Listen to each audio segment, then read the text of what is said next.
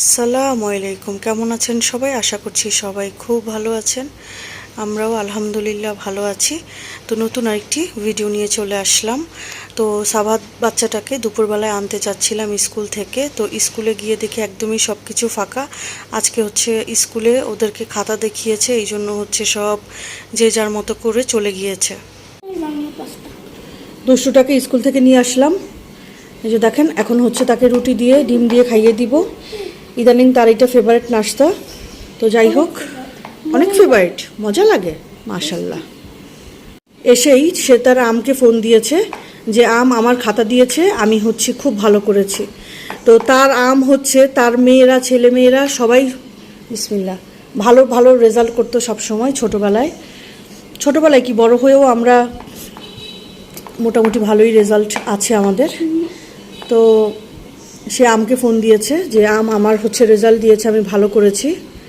তো সে তো একটাই পরীক্ষা দিতে পেরেছে, এবার আর সে তার 4টা পরীক্ষার মধ্যে সে একটাই দিয়েছে, আর সে দিতে পারেনি। সেকেন্ডটার প্রিপারেশন নিয়েছিল কিন্তু সে দিতে পারেনি। তো তাই হ্যাঁ, অনেক জ্বর ছিল বেচারির।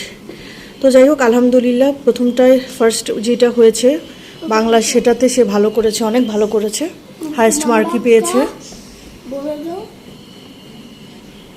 নাম্বারটা বলে দিব? আচ্ছা, নাম্বারটা হচ্ছে সে 47 পেয়েছে 50-এ।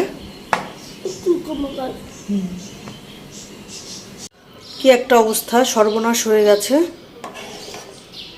ডাল রান্না করব, ডাল সব কিছু দিয়ে ফেলেছি, এখন লবণ দিতে গিয়ে দেখি লবণই নাই। যেটুকু ছিল দিয়েছি কিন্তু লবণ হয় না। এখন এই রোদের মধ্যে বেরোয়া আর পসিবল না, ডালটা আর খাওয়াও হবে না এখন, আর সন্ধ্যায় গিয়ে আনতে হবে। দুপুরের খাবার পর্ব শেষ হয়ে গিয়েছে। মা মেয়ের হচ্ছে লবণ ছাড়া ডাল দিয়ে আমরা হচ্ছে চিকেন ছিল সেটা দিয়ে খেয়ে নিয়েছি।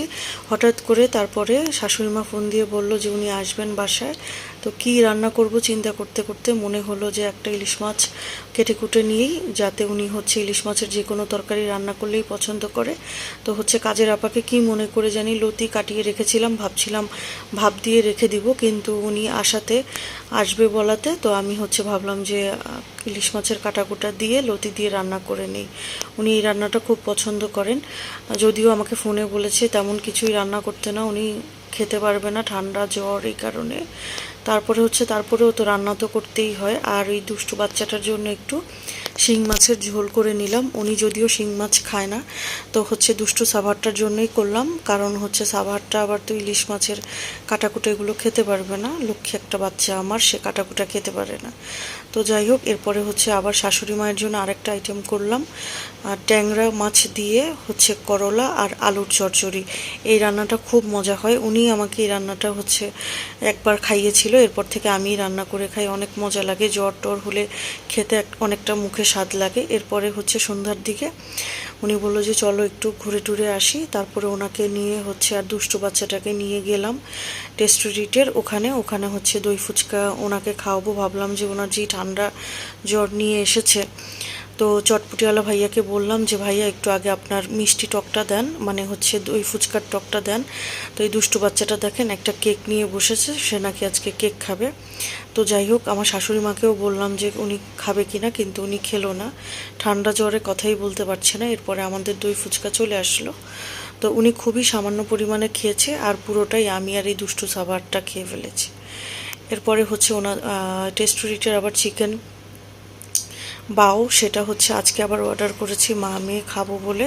আজকেরটা ওদিনের থেকেও বেশি ভালো লেগেছে। এরপরে হঠাৎ মনে হলো সাবাত বাচ্চাটা নিউট্রেলা খেতে চেয়েছিল, আর হচ্ছে তার হরলিক্সও শেষ হয়ে গিয়েছিল।